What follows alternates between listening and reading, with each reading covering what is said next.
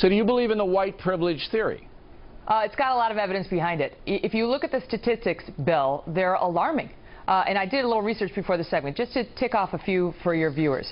Black unemployment rate in Ferguson is 3 times the white unemployment rate. Black men between the ages of 16 and 24 have an almost 50% unemployment rate. For whites, it's 16%.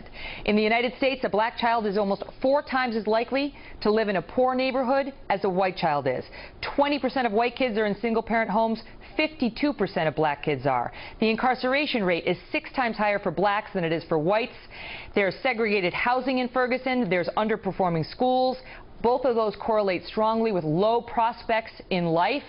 And this area, St. Louis, has a noticeably disadvantaged situation when it comes to folks who are born poor getting out of poverty over the course of their life. Places like Seattle, you got a real shot at it. Places like St. Louis, not so much. All of that, and not to mention in 2008, the Bureau of Justice stats came out with this figure. Blacks are almost 3 times as likely as whites to be subjected to force or threatened with it by police.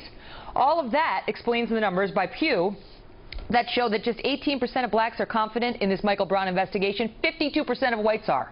65% of blacks say the cops went too far. 33% of whites do. Those numbers are all correlated, Bill. They are all correlated. All right. Now, let me challenge the stats here. Number one, you have a black attorney general who's basically running the investigation, so I don't know why African Americans wouldn't have confidence in that. Eric Holder has, in the past, made it quite clear. He's running a satellite. He's running a satellite investigation, but right now... But you and I both know that Holder will call the shots here, and he has the bully pulpit. Number two... And Holder, the viewers should know, his DOJ was actually cited for misconduct in an investigation against cops down in New Orleans. So there you have the opposite problem. You know, I mean, there's a question about whether Holder can be fair to law enforcement. But I'm dealing with the African-American perception that justice won't happen here, which I think is a myth.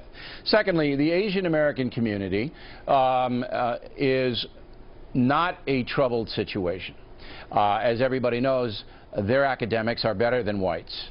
Okay? They have language to overcome, while black Americans don't.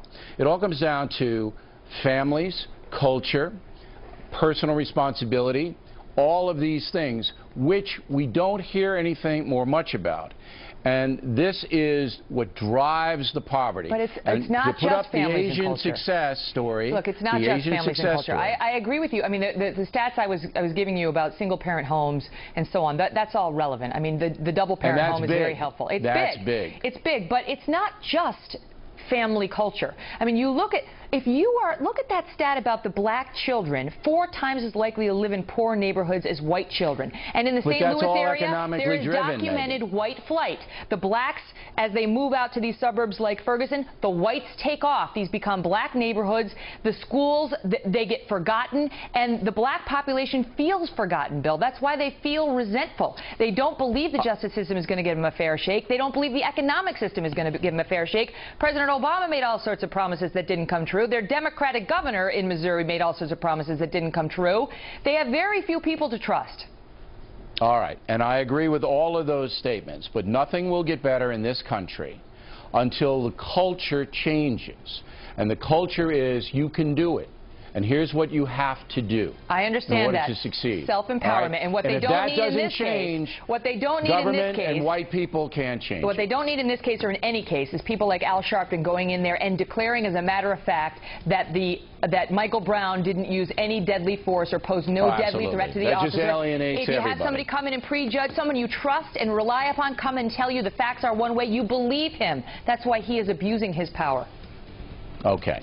Megyn Kelly, and she's coming up right after the Factor. Waters.